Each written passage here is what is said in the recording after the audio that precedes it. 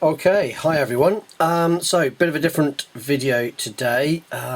This is a video for the Suki Abus giveaway that Chris Capune is doing, and it's a bit different because I'm not going to talk that much about locks. I'm going to talk predominantly about pets because that's what Chris has asked us to do. But before we do that, he did say to point out your favourite locks. So I'm gonna show you two of my favourite locks, or two groups of my favourite locks. These here are my all-time favourite locks. The shape I love, the colours I love, the design, the style, I just love them. They're absolutely perfect. And I've got a new video coming up on them, hopefully in the near future, because I found another one. So a third one to join the little group I've got here. So let's move them off to one side. The other group, as I think a lot of people who have come across my videos will know, are the Squires. And in this case I'm going to talk about the little Squire, the littlest of the little Squires, the 220s and the 330s. And I'm going to point out that this is a 330 in the middle here. That's pretty well known. Most people will come across those and see those. But Chris was probably the first YouTuber I actually interacted with off YouTube. I sent him an email out of the blue, really, asking whether he would help me purchase a lock on eBay that was only being sold in the USA. And he very graciously said yes, and he bought that lot for me, and I have to say, I think it was the 442, which I have somewhere here, but I've got the 222 here. There's the 442. There we are. There's my 442.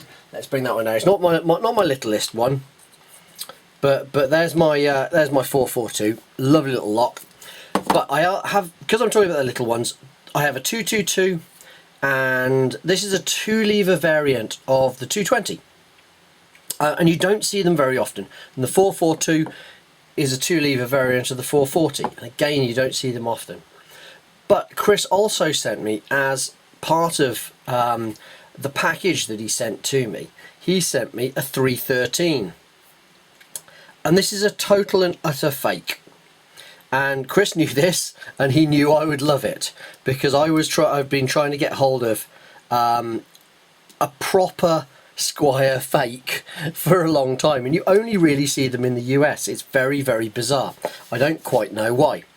So this, I have to say, is probably one of my favourite little non-padlocks. It is a padlock and it works, but I don't count it as a padlock in my collection of padlocks. I count it as a padlock or as a lock in my collection of novelties. But it's a beautiful little lock, and I'm really, really happy I've got it. So let's get on to the main part of this video, and that's talking about pets. Now, I haven't had many pets in my life. I have in fact had 2 pets in my life. I didn't have pets as a kid. Just one of those things. We weren't a pet family. But when I left the army and I sort of kitted out on myself, I was about 24, 25, I suppose. I was living by myself in a little flat in the middle of nowhere, and I, for some reason, got myself a black cat.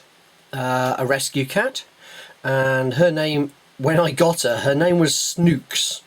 Well, that disappeared quite quickly, and I in the end chose to call her Susie. Now, Susie lived with me for probably about 3 or 4 years. Yeah, about 3 years, I would say. And then I moved house, and I moved into rented accommodation for a year, and so she went to go and live with my parents.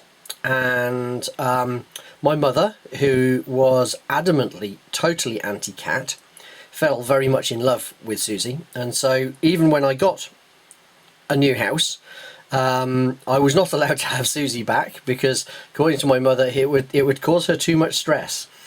So she stayed with my mother until she unfortunately passed away, and I think that was quite traumatic, actually, more for my mum than for myself. And then there was quite a big gap, and it wasn't until we had kids, my wife and I had kids, and we have 2 boys, and they got to an age where they were asking for a pet, and a friend of ours is a vet, and she came across a small litter, I suppose, of kittens that had been abandoned by their mother, who we assume was a stray, and there was this tiny little kitten called, well, we called her Sparks. I'll put some pictures up, obviously, throughout the video. Sparks came to us on Bonfire Night. For those in the US, that's November the 5th, when we carry on celebrating capturing someone who wanted to blow up Parliament and executing him. You know, one of those fantastic British traditions. And so, yeah, she was named Sparks because there were fireworks going on, and she came to us about the age of 6 or 7 weeks old, so quite young, and she is now approaching 3, which is sort of, I don't know, in her 20s, I suppose, for a cat. She is very much her own cat. She goes out, and luckily we have large amounts of woodland around here, so she's out catching things and chasing things, and that's what she does, and occasionally comes in and demands food. So that's my rundown of my pets. They are part of my life. I wouldn't say a huge part, but an important part. And I'd just like to say to Chris, I'm very sorry to hear about Suki. I know she was quite a big part of your life, and actually I think she was quite an important part of the lock sport community on YouTube, because she was always there when you were picking, even if she wasn't around in the video. She'd almost always get a mention. Anyway, that's everything from me. Hope everybody's well and keeping safe. Good night. Nostar.